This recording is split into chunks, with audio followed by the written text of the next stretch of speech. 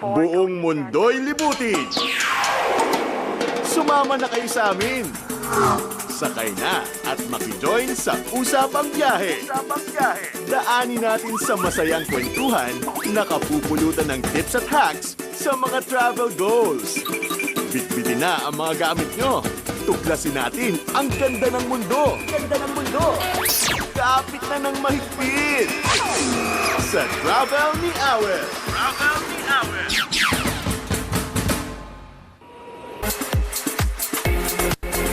Good afternoon mga kaserbisyo!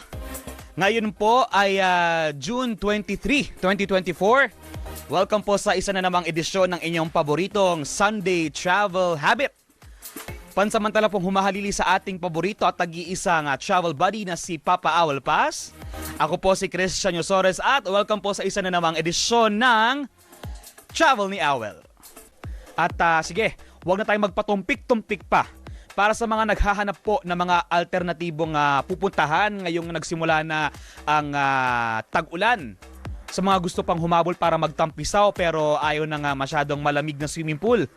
Punta po tayo sa mga hot spring dito sa Pilipinas. Mula dito sa Metro Manila, kung nasaan ang ating estasyon, magpunta muna tayo sa Laguna. Pakihanda na po ang inyong mga budget, ang inyong mga notebook, mga cellphone sa mga magti-take note po ng mga importanteng travel tips mula sa ating mga makakausap.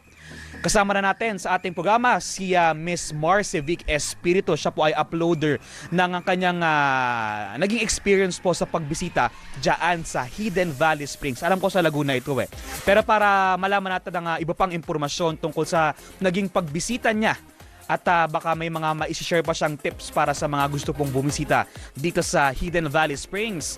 Good afternoon, Miss Marcy Vic. Miss Marcy, ako po si Christian. Welcome po sa programang Travel ni Awel. Good afternoon po, sir.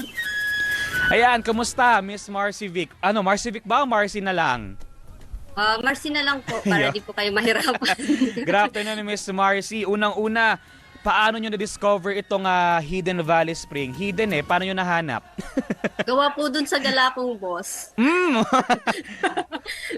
Anong meron? Meron bang outing o excursion ang inyong office? Wala po, nag-aya lang po siya. Matagal na po kasing plano yon. Kumbaga, doon lang natuloy. Pero tama ba, Miss Marcy, itong Hidden Valley Springs, hindi ba sa Laguna to? Laguna po, sa... Saan ba yun? Nakalimutan ko. Parang sa sa Kalawan, based dito sa aming mga magagaling na mga researcher. Kailan kayo nagpunta doon, Miss Marcy? At sino mga kasama ninyo?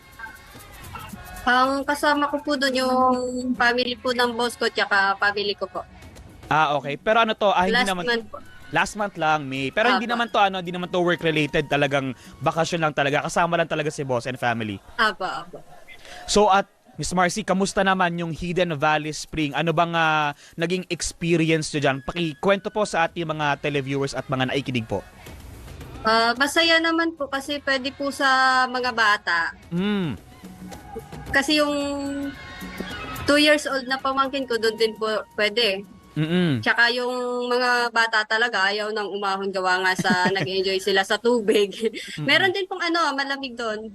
Okay. So hindi lang pala siya pure na parang maligamgam. Kasi di ba pag sabi nila pag mga spring, mga hot spring, usually mainit yan. So dito may area na may malamig.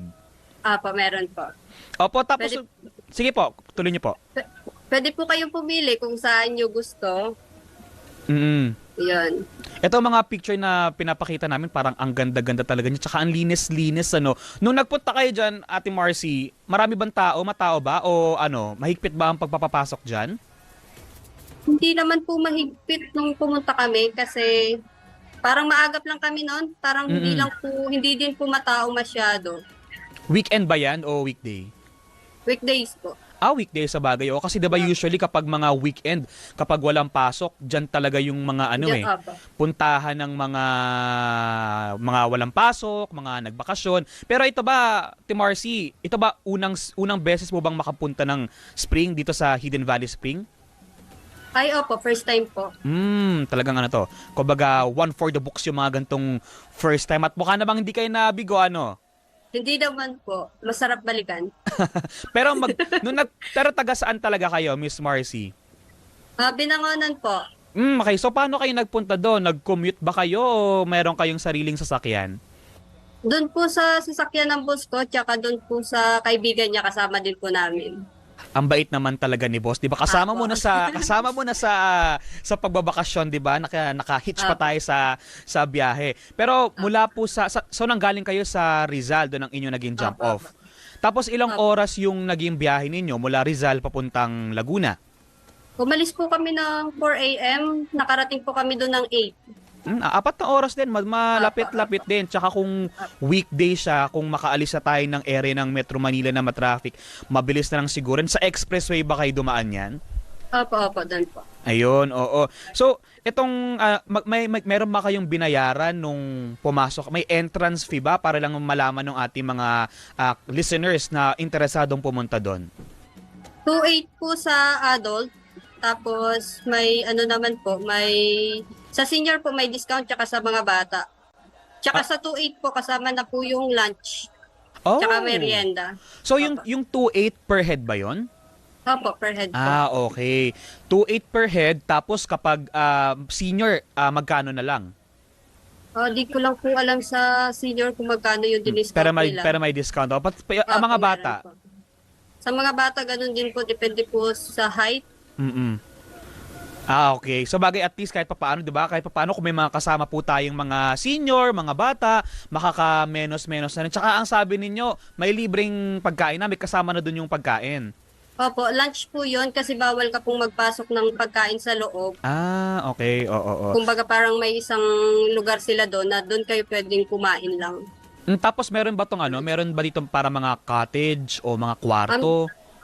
Cottage po meron. Yung sa kwarto po, hindi ko po alam kasi sabi nila, hindi yata open yung overnight ngayon doon.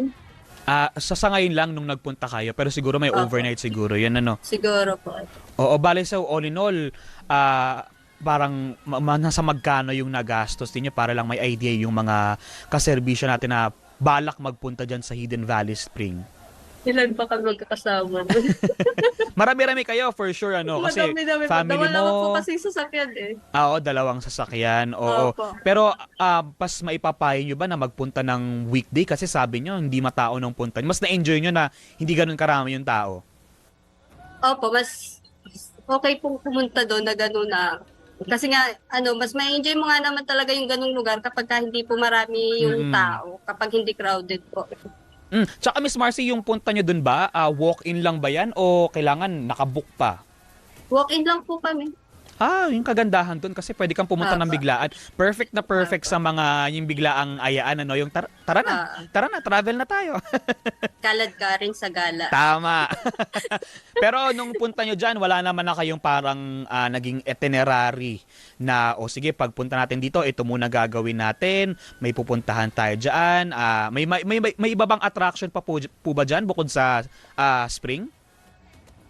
Yung po, yung falls po, yun. Pwede naman po yun.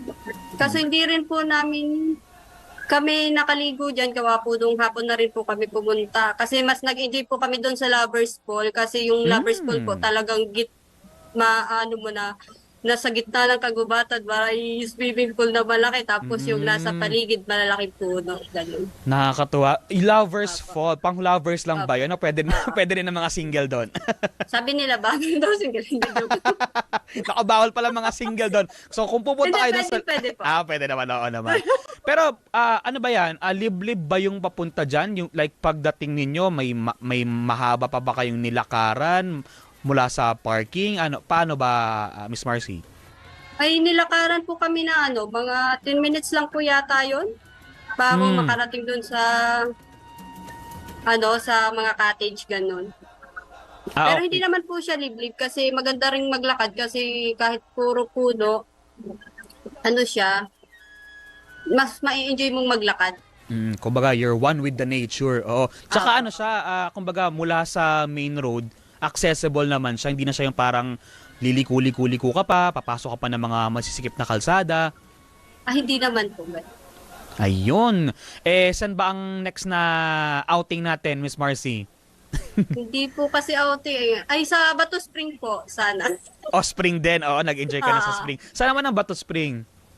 Sa Laguna po yun. Laguna Alam ko rin. lang. Mukhang kasi 'di ba ang Mount Makiling sa paligid niyan, 'di ba? Maraming mga spring diyan. Oo, sa may Los Baños, sa may Calamba, tapos dito rin sa pinuntahan nila Miss Marcy sa may Kalawan sa Hidden Valley Spring. Mare-recommend ba ninyo ito sa iba ring mga listeners natin tsaka mga viewers kasi maganda yung naging experience ninyo, baka pwede kayong magbigay ng rating ninyo dito sa Hidden Valley Spring. 100%. Pwede. Pwede. 100%. Maganda po talaga, opo. Tapos yung kanina, balikan ko lang yung lunch na kasama dun sa ibinayad ninyo. Per head ba yun o parang boodle fight na ano? Per head po yun, sir. Okay. Per head po. Tapos one full meal. Parang ano po kasi siya parang ano siya? Ano ba tawag niyo? Basta pagkain. Basta may pagkain. Pero doon ba sa area, meron pa rin babadong mga mabibilhan? Halimbawa, kung wala ka na dalang pagkain, gusto mo ng pang merienda, ganyan. Wala po kasi yun nga, hindi nila allowed yung pagkain. Doon talaga okay. mismo. Pati po kasi merienda kasama na doon sa 2.8. Yung kagandahan. Oo. Opo. Tsaka kasi siguro baka maiwasan din kasi baka hindi naman natin maiiwasan, maiba ho tayong mga kaserbisyo na minsan kapag masyado na nag-e-enjoy at dala yung pagkain doon sa tubig, doon na tinatapon yung mga balat, ay nako mga kaserbisyo. Huwag ganon ha, kapag magsiswimming ha, ay pumunta ho sa mga tamang tapunan ng basura para hindi naman magtampo si Mother Nature. Miss Marcy, yung punta nyo doon, kamusta naman yung weather nung nagpunta kayo doon? Kasi maulan-ulan na rin nung nakaraan eh. Ano po siya mainit pa po nung pumunta kami doon. Parang huling summer na yata. Buti umabot pa, no? Oo, inunahan nyo na yung inunahan nyo na yung tag-ulan. At least na-enjoy pa ninyo. Oo. Yung falls, pwede ba doon tumalon? Pwede daw ba? Hindi po inallowed ng bantay. Parang hindi rin safe na tumalon doon. Oo. Maligo lang pwede po. Maligo na lang, oo. Tapos meron bang dress code doon? Kailangan ba naka two-piece o pwede mga naka t-shirt lang, naka shorts? Ano po siya, yung rash guard po, ganun. Okay, oo. Kasi may ibang mga swimming establishment, di ba, na bawal ang naka-t-shirt or pwede namang naka-t-shirt pero bawal yung sobra matingkad ang kulay kasi humahalo sa tubig yung kulay. Pagdating naman doon pala, Miss Marcy, may mga usher ba o may mga nag-accommodate sa inyo na mag-guide sa inyo kung saan kayo pupunta, saan kayo pupwesto? Sige po. Oo, meron po. Sa umpisa pa lang po, nung nagbayad po, pagpasok niyo pa lang po sa gate, may mag-guide na po sa inyo hanggang sa makarating kayo doon sa cottage. Mababait naman po yung staff. Tapos, mula doon sa Hidden Valley Hot Spring, meron ba kayong parang naging side trip pa doon sa Laguna na iba pa ninyong pinuntahan after nyong magtampisaw sa Hot Spring? Wala na po kasi doon po talaga namin inubos yung oras. Kasi doon talaga ang hindi pinaka-destination nyo. Oo. Babalik ba kayo doon sa Hidden Valley Hot Spring? Sana po. Sana makabalik. Oo. Sana makabalik. Oo. Siguro, Miss Marcy, baka meron kayong tips para sa mga... Ay, hindi, teka lang, mamaya na yung tips. May nagpapatanong lang. Kamusta naman daw pala yung signal doon? May free wifi ba? O kumusta ang data? Kasi may iba, di ba, na parang pagdating nila doon, gusto nila naka-upload agad yung mga kaganapan. Sa signal po, hirap po kasi ako dun sa talk and text po kasi gamit ko. Hirap po talaga. Okay. Baka depende rin siya sa kung anong network yung ginagamit. Pero walang wifi. Wala po. Talagang mai-enjoy mo kung ano lang talaga, kung nature talaga doon. Oo. Mas okay po yung ganun. O tsaka di ba ang mahalaga naman kapag nagbabakasyon yung talagang makapag-bonding kayo, makapagkwentuhan. Kasi kung magsa-cellphone lang din kayo habang nasa bakasyon, sana din na lang kayo nagbakasyon. Sa bahay na lang. Nag-video call na lang kayo sana, di ba? Tama. Pero yung punta niyo doon, kasi sabi niyo hindi gaanong katao, so nakapag-enjoy naman kayo sa kwentuhan. Talagang perfect talaga siya para sa yung mga naghahanap ng medyo mapayapa munang bakasyon pero one with the nature. Opo. Siguro panghuli na lamang, Miss Marcy, ano yung siguro tips ninyo yan para sa mga gustong magpunta dyan sa Hidden Valley Spring? Tsaka siguro kung nakakapag-travel na rin kayo sa mga iba't ibang lugar before, ano yung pinaka nakatulong sa inyong paghahanda bago kayo bumiyahe? Ano po, pag-research muna tungkol dun sa lugar na pupuntahan nyo kung ano Mhm. yung pwede at yung hindi. Kasi mas maganda siguro kung alam mo bago ka pumunta doon yung mga pinagbabawal nila. Ayun, importante talaga yan, Miss Marcy, yung mga do's and don'ts, ano? Kasi minsan, ang tendency ng iba, pagdating dun sa area, may mga gagawing ipinagbabawal pala. Nako, medyo mahirap din yung ganun kasi ang ipinapayo nga 'di ba sa atin, maging responsible traveler tayo. So, kung kaya mag-research bago bumiyahe, ay gawin po. Miss Marcy, baka meron kayong gustong batiin ngayong Sunday?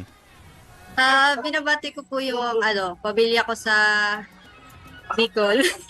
Tsaka sa Barangay Pantok, Pawililerio. Maraming salamat po Yan. sa suporta palagi. Saan po kayo sa Bicol, Miss Marcy? Goa Camarines Sur po. Yon, magandang hapon po sa mga taga Camarines Sur. Pwede po pa-request? Yes, ma'am. Paano na lang din po, pwede ko pong maisigit yung page ko sa Twin Ay, Adventures. sige po, paki-promote po. Opo.